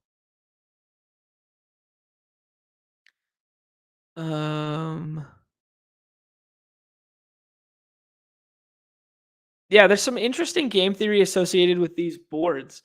So I was saying if I'm in this spot from the 3-4 right here, I think I take Diggs plus Ramondre and get that mini stack on that game environment, and I don't really worry about it. But it sets up the board very interestingly going forward because if you take Josh Allen 101 and the next player takes CD and or Dak, and then the third hole takes Ramondre plus Diggs.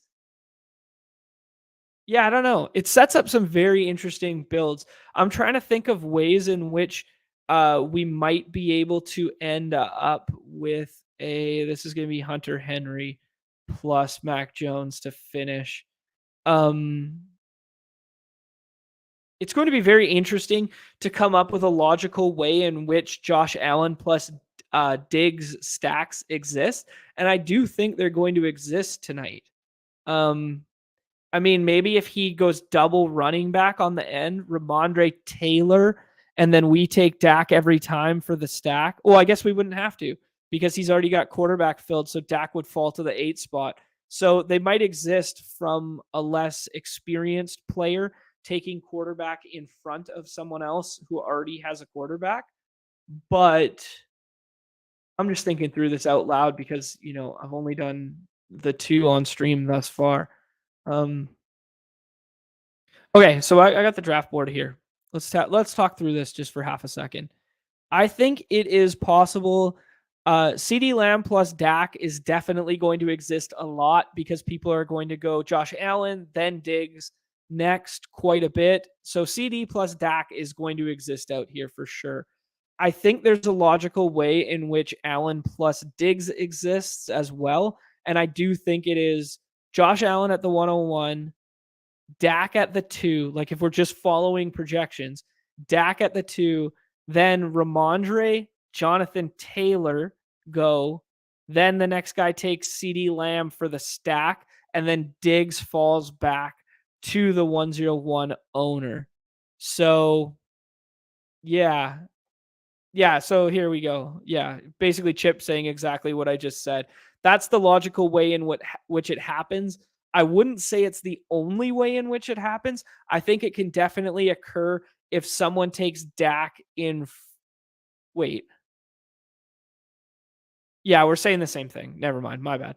Yeah, it's like Diggs, like someone has to make a mistake at the 5 and take quarterback where they don't actually have to take it because the 101 has already taken a quarterback. So it does have to be a user mistake. So just be mindful of that when you're drafting, that, we're not playing to block other builds and stuff like that, but it is more important in these 3-mans to just think through the possibilities in which these stacks can occur, especially when they're as premium as like Diggs plus Allen. But yeah, exactly. Chad reiterating the fact that the 5 you should never take Dak at the 5 because Allen is available, has already blocked the 1, right? So for us, super user players who are aware of that, we're aware of that. But hey, in a room like this, potentially, it's also possible if Josh Allen doesn't go 101. So if Dak goes 101, which I wouldn't fault anybody for taking Dak, Ramondre, Lamb, or Jonathan Taylor at the 101, it could occur that way too. So Dak goes at the 101. I take Josh Allen. Player on the end goes Ramondre plus Jonathan Taylor. And then it comes back to me and I get myself a Diggs Allen stack in that regard too. Yeah, it's going to exist. It's going to exist tonight. So we'll see. Yeah. There you go. That's a good shout, Chip. Yeah, there are logical patterns for it to occur tonight. Yeah, hit me up in the chat there. Our written content's coming a little bit later today, but we're doing the same thing as last week in terms of like, our favorite stacks, our favorite off the board plays, writing up a little bit about the biggest ADP risers and fallers, and then sharing thoughts as to why and thoughts as to whether it's good and or bad. Yeah, I don't know what else people want to hear about. Like, I think the stacks and favorite plays and that stuff makes a lot of sense. But if there's anything else or anything unique that you guys are interested in hearing or seeing in writing with a little more detail than just, me going ham out here. I don't know. This is interesting. I think the Diggs CD conversation is interesting here. Let's take Diggs this time because we took CD last time and then Dak didn't fall, and I don't imagine Dak falls again here with a recreational player. The 3 slot has a very interesting decision. You go opts for the Ramondre. Whoa. Okay, we're gonna have ourselves a nice. So this is how it occurs. This is how it occurs, right? Like, um, where basically you get double tap running back on the end there. And now we're going to fall ourselves into a Diggs plus Lamb plus Dak team without having to take Dak right here. So we're getting some 3rd round Dak. And then he's blocked out a running back as well. So as long as this player doesn't take 2 running backs or tight end, like, we're going to have ourselves a really strong team here that is also going to be somewhat unique, right? Mm-hmm. Yeah, Chip, we hit on this one right off the top there, that unrelated, but the Hoops winner last night was chalky, not far from ADP lineup. Are we getting 2 Galaxy Brain in Hoops? That is a very, very good point. Yeah, so we're going to take, let's see what he goes with here. This will be interesting. This is a very interesting decision point because he's going to go 2 running backs from the same team because he's just auto drafting. He's timed out all 3 times now. So we're going to end up with Singletary as our running back in this build. We're taking Dak 100% of the time here. We're going to end up with, because now both guys have 2 running backs here. We're going to end up with 6 round Singletary, which is going to be beautiful. And this is going to be a 1 running back build.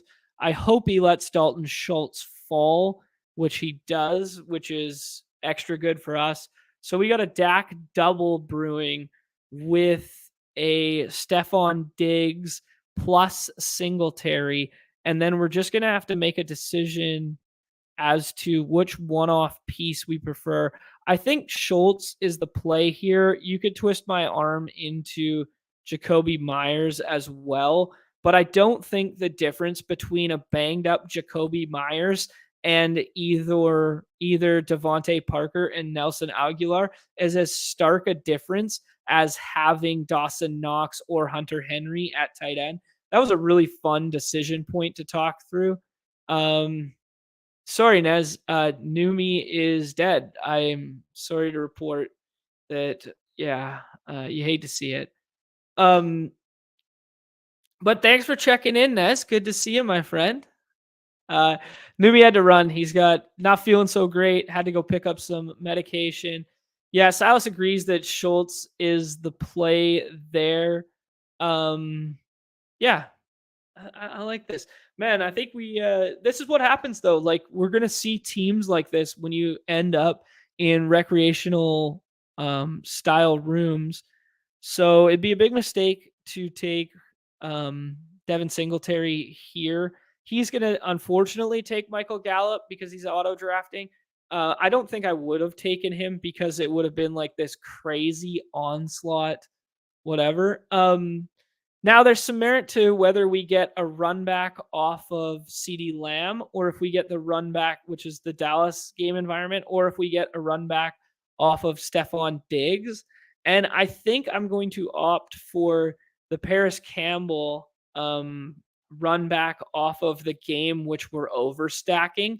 I don't think Dallas needs to be pushed to score points, but I do think if this lineup becomes optimal where you need the double stack to win, I think I'd rather my pushback be from there. And then like Diggs he doesn't even need a ceiling game when we're building out this way. Like he just needs that 15, 16 points, that 120. And then Singletary just needs 50 yards and a score. He doesn't even have to separate at the running back position. So I do think running back the Indy side of the ball makes more sense, even though I don't think in a vacuum I prefer Paris Campbell all that much more over Devontae Parker or Nelson Aguilar.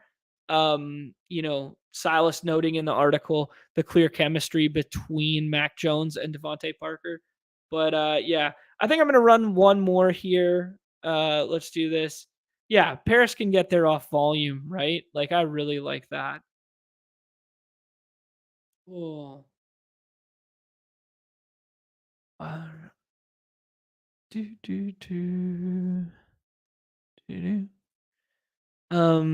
Nez chiming in. I guess he's touched ground in the great state of Pennsylvania. Never been there. Don't know if it's actually a great state. Okay, yeah, Chip. All right, is Fast Break Friday open? I'll do one hoops one. All right, we'll do one more of these, and I'll do one hoops one, and we'll log off because I actually got to start doing a little bit more writing and get that shit done for Hayden. But these are fun to talk through. All right, we got friends and family draft again. 2 quality players. Silas has been in every one of these, and the one that he wasn't, we got a good team. So let's see here. This will be fun. Yes, I was noted in the chat before that he meant to take Diggs, but I don't know if that was in reference to the Josh Allen 101 or if that was over top of CeeDee Lamb. So I guess we'll see here. Drafting.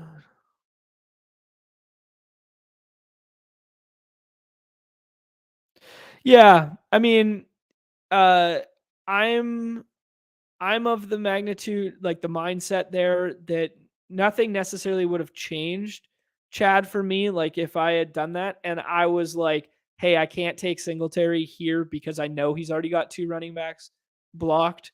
Silas takes Josh Allen, so I guess he was noting the fact that Diggs over CeeDee Lamb for him was the play.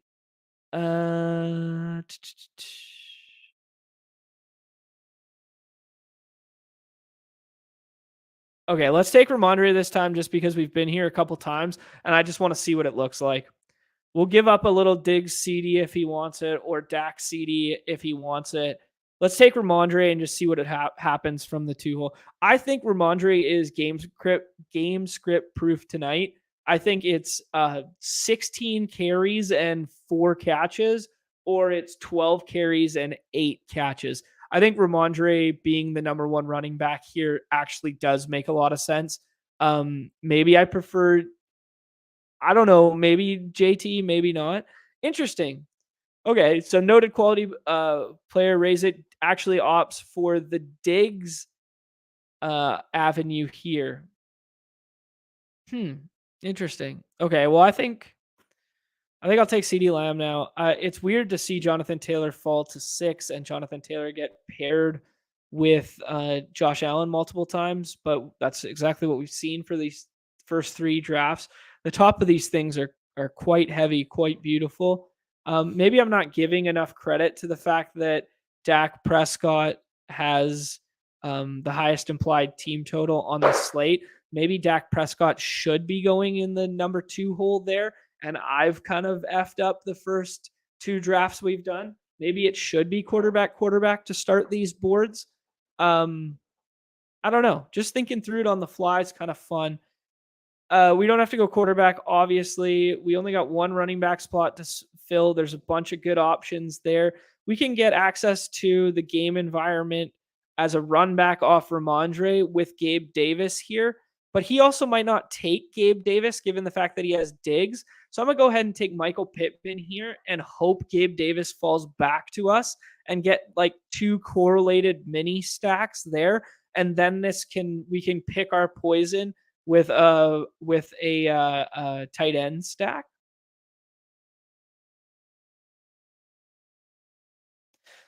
Yeah, here's a good point from Silas. Doesn't love Dak at the second as the Cowboys are run heavy.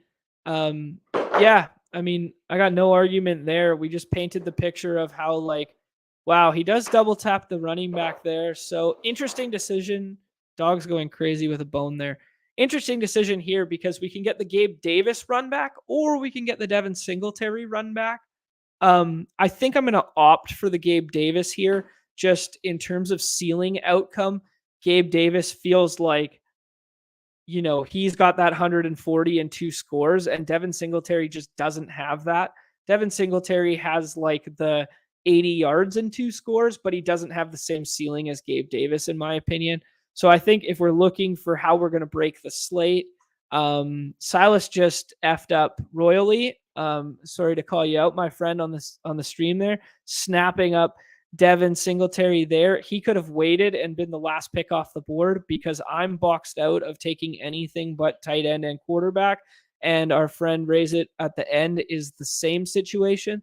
So he could have waited on that and had his pick of both wide receivers there. Silas, little game theory lesson from John Boy for you there. So I'm going to take tight end here every single time. I think going with the paired Henry plus Mac Jones makes a lot of sense, especially if Jacoby Myers is still a little banged up. And I do kind of like Mac Jones plus Ramondre, just talking about trailing script and the fact that he could just get 8 receptions right there. So I think pairing Mac Jones with Ramondre Stevenson is as strong as pairing Dak plus Tony Pollard, or is as strong as pairing. Yeah, I guess those would probably be the 2 on this slate. Yeah, too excited to get Singletary on the comeback there. Yeah, I know the feeling, man. Like you're sitting there and you're like, oh yeah, he's coming back. And then you slam it right there, like really fast. Yeah, appreciate the shouts, GA. Yeah, well, John Boy doesn't miss much out here. That's years of multi-tabling poker going. But these are the little micro things you got to think about, especially on the short slates, especially in 3-person rooms, is you just get these micro edges from like someone's build can look very different. Now, in Silas's defense, in that specific build, it may have not ended up any different. Like just given how the room was falling, how the board was falling, it might have mattered 0%. But if you run that simulation over 100 drafts of this same slate, it could matter greatly. So just something to be aware of right there. Let's see. Brett just saw a red badge draft Mac in the 3rd when both were gone. See, this is the thing, man. And it's also why Brett Boy bringing up a really good point. It's also why I've said multiple times that auto drafting these 3-person drafts is not a viable strategy, because you're going to have players thrust up. I mean, you got to set your rankings very, very diligently. And even then, I don't think it's possible to avoid where 2 running backs goes on the end and you take a 3rd one in the middle slot without giving it to the other guy at the end, because it's all just ranking space, right? Interesting. Would have preferred Parker and Myers instead of Gallup and Myers. So there you go. Yeah, so maybe it did hurt him a little bit to have jumped the shark there by clicking it. Yeah, you know what? I told you guys I was going to do hoops. Chip chiming in to get me in the hoops because it'll be embarrassing and funny all at once. And I do agree. And I know I said I gotta, get one more draft and I'm out of here. But you know what? We're doing 2 more drafts and I'm out of here because I really want to. I promise I'll do a hoops one.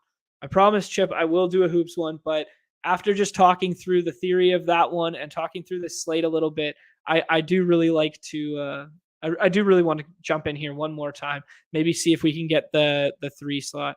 Brett Boy said he benefited from it with. Wow, that's a nice team. So he gets Josh Allen, and then because of the other player jumping the gun at quarterback and basically giving up 1 full slot of ADP to him. He ends up with JT and Allen on the same team. So we've seen that quite a bit, but somehow then finds his way to Gabe Davis, Schultz, Jakobi Meyers, and Zeke all in the same build. That's a beautiful team. Oh. Nah, Chip, we're doing hoops, man. We're doing the hoops. I got the hoops bug. De'Aaron Fox was not it last night. Attacking that game environment, I guess, was smart. But man, I had a lot of Miles Turner and I had a lot of De'Aaron Fox, and it was just not it. And to your point earlier, that we were talking about who was the player's name? We were talking about how it ran similar to ADP, and then DeAndre Ayton was the guy who you basically kind of needed from the end there, and you kind of needed to pair him with Booker, and he got there in garbage time, and the only way you were going to have exposure to having both those Suns on the same team together would have been if you were drafting pretty close to ADP. So yeah, I think maybe we should be open to the notion of tethering ourselves to ADP a little bit more aggressively. All right, I was going to F around and take Dak here just to see what it looked like for the sake of the stream, because we've rolled the second slot a couple times. Let's go for it here. I don't think it's optimal. Don't get me wrong. I do agree with Silas's line of thinking that it will not be optimal to do this. Now we get poised with the CD decision, right? And getting Dak plus CD is very juicy. And I think it's a very cool, very easy pairing to do.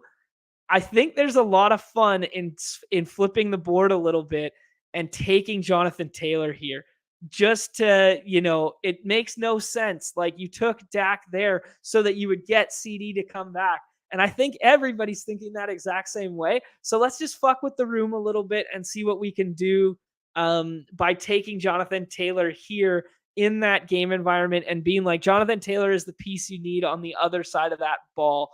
I don't know. I don't know if there's any merit to this. I don't know if this might be a little too what we used to call in poker FPS, which is fancy play syndrome. Taking Zeke makes a lot of sense, but I think just given the fact that we have no pass catchers yet, and I do want to stack Dak, I think the best place to do it is with Dalton Schultz. So let's go ahead and take Dalton Schultz there, and then we'll get this little stack from that. And maybe this is our only exposure to this game environment is through this. I was secretly hoping that Gabe Davis would fall there. That was my mindset there. If we left him with Zeke and Pittman, that would go off that way. And now we would get Gabe Davis as like our explosion piece of the other game environment. And then we can stack him with either Devin Singletary. If he falls, we'll end up with 6th round Devin Singletary, which will be a beautiful thing. But if Devin Singletary doesn't fall here, we can run a mini stack from that game environment and then still have Michael Gallup as a decision if we want to triple Dak.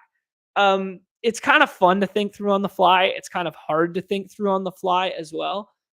Singletary goes, which is entirely fine pick from the 101 there. I think we're going to see a lot of Singletary paired with Josh Allen, which I don't necessarily love. We have our pick of basically anything because he can only take tight end or quarterback. So whichever two we get here will come back.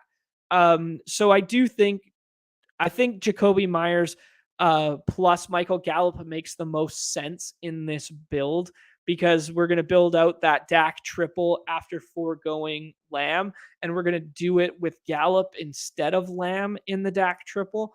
And I don't think taking an Indy pass catcher is necessary when we're funneling all the run back through the running back in Jonathan Taylor. I think it would be redundant to pair an Indy guy. And I think we've gotten unique enough by getting the Dak JT, which I think JT is going to be paired with Allen a lot, just based on how we've seen those boards break recently, that we can go ahead and do this, get a Dak double, and then get a mini stack from the other game environment from the big play wide receiver on both sides of that game, and then end up with JT plus Dak. I don't know. Fun one to talk through. Really, really fun, really fun little build there to pass on CeeDee Lamb. But this is kind of the shit you got to do and get comfortable being uncomfortable, because in a vacuum, it doesn't really make any sense to pass on CeeDee Lamb plus Dak there. But if you're thinking about the context of the entire game and you're thinking about the entire board dynamic, then it makes a little bit of sense. For the people, I will jump in one hoops draft, have a laugh. There will not be nearly as much quality strategy talk as we just heard. I have not looked at a single game on this slate. I do not know who's on a back-to-back. I guess there's only one game tonight, or maybe no games tonight. So maybe back-to-backs and stuff won't be playing up, but I do not know who's on the injury report, who's on anything. So if I'm about to fuck up, please tell me so in the chat. But for the lulls, for the people, what else is new? What else is new, right? Old John Boy just comes out here. He jumps in the hoop street. He just goes, yeah, 101, whatever. Fuck it. I'll take it. Why not? Right. Trip bringing up that the winner actually didn't have Booker. They had AD plus Tatum. That's actually a really good point, because we talked about it on the Hoops Only stream yesterday, that AD plus Tatum was available for a long, long time at the 6 slot from the 6-7, and it was available the whole time, right? So yeah, I don't know. Robert with a nice shout here. Ability to run the stream and know exactly what's going on the draft board. Hey, appreciate that shout, man. Yeah, Brett Boy saying that the Fox hurt so much. Even Grant would have secured first for me. Oh, wow. Damn, dude. Yeah, I saw your name up there. Admittedly, I wasn't following the boards or the games all that much yesterday, just doing some real life stuff. But yeah, I don't know. Giannis versus the Lakers. Giannis had a really nice one out last time at the Mecca there. He started kind of slow, and then he just blew the doors off in the second half there. But Giannis versus AD, like that's a fun little battle there. I'm not sure if that should sway our opinion. I don't know. We know AD is capable of being an all defensive player and has been in the past. I mean, I think there is some merit to being like, okay, maybe don't take Giannis 101 versus AD. I don't know. But to yesterday's point, we just talked about how we liked AD plus Tatum. By Embiid standards or by break the slate standards, he didn't flop, but he kind of flopped a little bit in that regard. But basically, any combination of the first round picks were pretty viable to be thrust up, because Tatum got there, Booker got there, AD got there, Giannis got there. And it was just the classic. If we just scroll down and flip the build a little bit, we can get a little weird with it. I mean, Zion was that dude. I don't know if we're expecting bodies back for the Pelicans. Okay, let's take Halliburton. I think this is a little FUD here, like just based on the fact that he had 3 massive games in a row, and then he kind of has his little flop last night in what would have been the best game environment. So we're gonna click his name. Both the Atlanta guys got home last game. We were talking about how DeJounte, people were scared to click his name because of back-to-back bad box scores. Wow, DeAndre Ayton's ADP is really thrust up after that mega game. Porzingis had a game last time. Let's take Zion just because it's more fun to take Zion instead of Porzingis. But I'm just talking out of my ass there. Here we go. Yeah, so CJ is expected back and Ingram is out still. So I don't know how CJ, we'll maybe talk about it with Numi a little bit tomorrow after we do some Battle Royale stuff, but just talking through how CJ being back affects Zion's usage.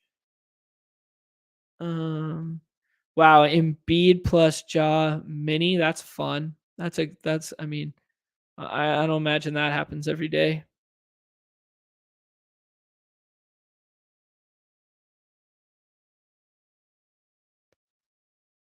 Let's see here. Booker, man. Booker's been playing out of his mind recently. This might be a good time to tell. I want to tell the boys a story, right? But I'll save it. I'll save it for another time. That's what we in the biz call a tease, you know. Drew Holiday thrust up pretty hard, just comparative to where I've been seeing him. Who's in some good spots here? Hey, nobody gave me any props on my Tyler Hero swap. Everybody was like, nah, swap to Josh Giddey. I was like, swap to Tyler Hero, get him at lower ownership, and he'll ball out, man. Like, come on. That was just game 3 layup there. Jimmy expected back potentially here. Let's take Beal, just a little bit of leverage off Porzingis's ADP, and I'm pretty sure Charlotte is shit, but they're also pace up. I don't definitively know. Someone correct me.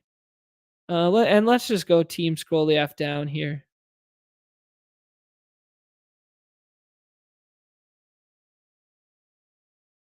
Oh man, there's just no fun names. Let's go with marketing. Get a little run back off that Halliburton. This is probably a bad pick. Not financial advice. Don't do that.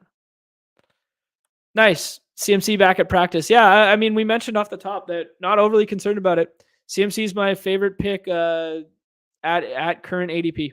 He's my 100% favorite pick at current ADP. One of the questions we put in the chart there. Not concerned at all about him, being limited yesterday or not being at practice, whatever the report was. I think it was officially designated as limited. I think it's all just rest right now. But the ETR guys have been pumping out how, for your home leagues and stuff, TDP being a nice little pickup there as like, hey, this team's going to be good regardless, and they got a soft playoff schedule for fantasy terms. TDP might end up with the carries with Elijah Mitchell being out for 6 to 8 weeks. And maybe they don't want to lean so heavily on CMC down the stretch when they know they're contenders. Yeah, I mean, right after we said we should probably be tethering to ADP a little more aggressively in these builds, I went a little rogue with the marketing pick. Chip taking that Jimmy Butler Q tag. Kind of a similar situation in my mind to Jaylen Brown yesterday, where it's like, if he's a Q tag and like we get the news that he's in, I think he only moves around of value. That being said, maybe I'm underselling the impact of Jimmy Butler. Maybe it's better than that. Because we've seen slates where he goes in like the first 2 rounds and that sort of thing. But I think Jimmy Butler's ADP probably only moves, let's call it 8 to 10 spots if we get a designation that he's in halfway through tomorrow, for instance. Yeah, I don't know. Interesting. Yeah, is TDP this generation's Rashad Penny? Like, not a terrible comp at all. I mean, maybe Rashad Penny's a little more talented as a rusher, but in the same vein, like 2 teams that were, I mean, the Niners are probably even better comp than that because, let's go with Wiggins here. Wiggins can fill it up. Canadian boy. I don't know. He's had 2 bad games in a row, but we know he can drop 40 or 50. One thing I will say about the Warriors is like they're clearly not as fun. Numi took second in PGA for 600. I mean, the guy's been asking for golf streams. Like, he's like, when can we do golf streams? I'm like, man, it's just so fucking boring. There's only 20 golfers, and like they're just not that fun. It's just kind of like randomize your exposures and get them all in a row and hope you hit. Like, I don't know. I don't know the golf strat. He could probably tell you that I'm an idiot and there's way better strat to that. But the golf contests, especially this one, when I was looking at it, just didn't seem all that fun yet. But the fact that Numi got home, takes down 600 in PGA is the least surprising thing I've heard all day.